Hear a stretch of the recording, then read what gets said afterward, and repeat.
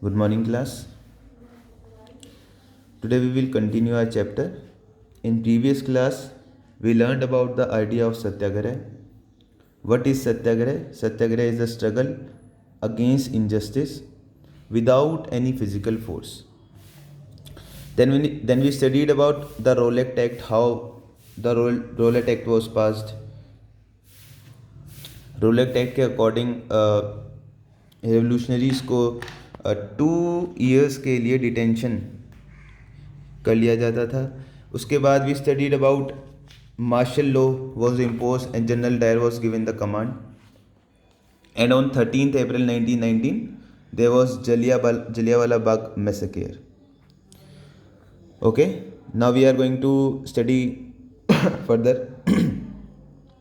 While the Rowlatt Satyagraha had been a widespread movement, it was still limited mostly to cities and towns.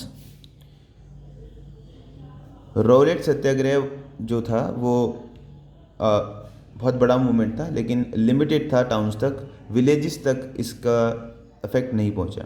और उस time India की major population villages में ही रहती थी. Mahatma Gandhi now felt the need to launch a more broad based movement in India, but he was certain that no such movement could be organized without bringing the Hindus and Muslims close together. अब महात्मा गांधी को लगा कि he should try something else. उन्हें एक बड़े scale पर movement करनी चाहिए, लेकिन उन्हें यह भी पता था कि अगर हिंदू और मुस्लिम एक साथ नहीं आएंगे तो ये मूवमेंट बड़ी नहीं हो पाएगी. One way of doing this he felt was to take up the Khilafat issue. तो महात्मा गांधी ने खिलाफत इशू का एडवांटेज लिया. वर्ल्ड वॉर 1 में बहुत सारे कंट्रीज एक दूसरे से लड़ी, और उनमें एक कंट्री थी ओटोमन एम्परर या ओटोमन एम्पायर, जिनको टर्की कहा जाता था, या अब आज के ज़माने में वो टर्की है. तो ओटोमन एम्पायर जो थे वहाँ पर वो इस्लामिक वर्ल्ड के जितने भी इस्लामिक लोग हैं उनके हेड हुआ करते थे. ओटोमन एम्पायर के जो किंग होते थे. तो अब क्योंकि ये वर्ल्ड वॉर 1 हार गए थे तो इनके ऊपर बहुत सारी ट्रीटी इम्पोज करने वाले थे. पीस ट्रीटी मतलब इनको इनसे इनका लैंड ले लेते, इनसे पेनल्टी लगाते इन पे. तो महात्मा गांधी ने इसका अपोज किया और एक खिलाफत कमेटी ऑर्गेनाइज करी या फॉर्म करी मार्च 1919 में बॉम्बे में. और इसको लीड किया 2 यंग मुस्लिम्स ने, मोहम्मद अली एंड शौकत अली ने. Gandhiji saw this as an opportunity to bring Muslims under the umbrella of a unified national movement. और महात्मा गांधी ने इसको एज अ अपॉर्चुनिटी देखा ताकि हिंदू और मुस्लिम्स को यूनाइट किया जा सके. In September 1920 he convinced other leaders of the need to start a non cooperation movement in support of Khilafat as well as for Swaraj.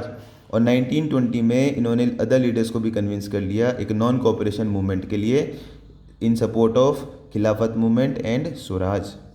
अब नॉन कॉपरेशन मूवमेंट क्या है ये हम पढ़ने जा रहे हैं. In his famous book Hind Swaraj 1909, Mahatma Gandhi ने एक बुक लिखी है Hind Swaraj 1909. Mahatma Gandhi declare the British rule was establish in India with the cooperation of Indians and had survived only because of this cooperation. तो महात्मा गांधी ने हिंद स्वराज में लिखा है कि अगर ब्रिटिशर्स इंडिया में हैं या वो इंडिया को रूल कर रहे हैं तो वो इसलिए क्योंकि इंडियंस उनकी हेल्प कर रहे हैं. अगर इंडियंस लोग हैं जितने भी उनके लिए काम करते हैं वो उनको कोऑपरेट ना करें, उनको कोऑपरेशन नहीं करें या फिर उनके लिए काम करना बंद कर दे तो वो यहाँ पर सर्वाइव नहीं कर पाएंगे. How could non cooperation become a movement. तो नॉन कोऑपरेशन कैसे मूवमेंट बन गया. Gandhi ji propose that the movement should unfold in stages. It should begin with surrender of titles that the government awarded and a boycott of civil service, army, police, courts and legislative council. Mahatma Gandhi ने कहा कि step by step हम क्या करेंगे, non cooperation movement start करेंगे. सबसे पहले जो भी आपको अवार्ड्स या टाइटल्स गवर्नमेंट ने दिए हैं उनको वापस करेंगे. उसके बाद सिविल सर्विसेज का बॉयकॉट करेंगे, आर्मी का बॉयकॉट करेंगे, कोई आर्मी में भी भर्ती नहीं होगा, पुलिस में भी नहीं जाएगा, कोर्ट्स में नहीं जाएगा, लेजिस्लेटिव काउंसिल में नहीं जाएगा, कोई स्कूल नहीं जाएगा, कोई भी फॉरेन गुड्स यूज़ नहीं करेगा, जो बाहर से बना हुआ सामान आता है उसको यूज़ नहीं करेगा. Then in case the government use repression a full disobedience campaign was to be launched. और अगर गवर्नमेंट रिप्रेशन यूज़ करती है यानी कोई एक्शन लेती है तो उसके बाद फुल सिविल डिसोबीडियंस मूवमेंट चलेगा। Through the summer of 1920 Mahatma Gandhi and Shaukat Ali toured extensively mobilising popular support for the movement. Gandhi ji और शौकत अली इंडिया के अलग अलग हिस्सों में गए, अलग अलग जगह पर लीडर्स का सपोर्ट लेने के लिए। Many with the Congress were however concerned about the proposal, they were reluctant to boycott and the council elections scheduled for November 1920। लेकिन जो कांग्रेस थी, कांग्रेस महात्मा गांधी के फेवर में नहीं थी, क्योंकि 1920 में एक इलेक्शंस होने थे, काउंसिल के इलेक्शंस, इस वजह से। And they feared that the movement might lead to popular violence, और उनको लगता था कि इस मूवमेंट से वायलेंस हो जाएगी। In the months between September and December there was an intense tussle within the Congress. For a while there seemed no meeting point between the supporters and the opponents of the movement. Finally at the Congress session at Nagpur in December 1920, दिसंबर 1920 में नागपुर में एक session हुआ। A compromise was worked out at the non-cooperation programs was adopted. वहाँ compromise हुआ और non-cooperation program को adopt कर लिया गया।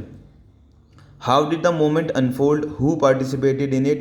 How did different social groups conceive of the ideas of non-cooperation? तो कैसे ये मूवमेंट अनफोल्ड हुई, कौन कौन लोग इसमें शामिल हुए, कैसे कैसे डिफरेंट सोशल ग्रुप्स ने इसको कंसीव किया, इसको हमें आगे पढ़ना है। ये एक इमेज दे रखी है, देखें figure 4। The boycott of foreign cloth, July 1922। Foreign cloth was seen as a symbol of western economic and culture domination. तो फॉरेन क्लॉथ्स जो थे वो कैसे थे, वो सिंबल थे वेस्टर्न इकोनॉमिक और कल्चर डोमिनेशन के, इसलिए उनका बॉयकॉट करते थे। ओके क्लास, इससे आगे फर्दर हम नेक्स्ट क्लास में करेंगे। Thank you.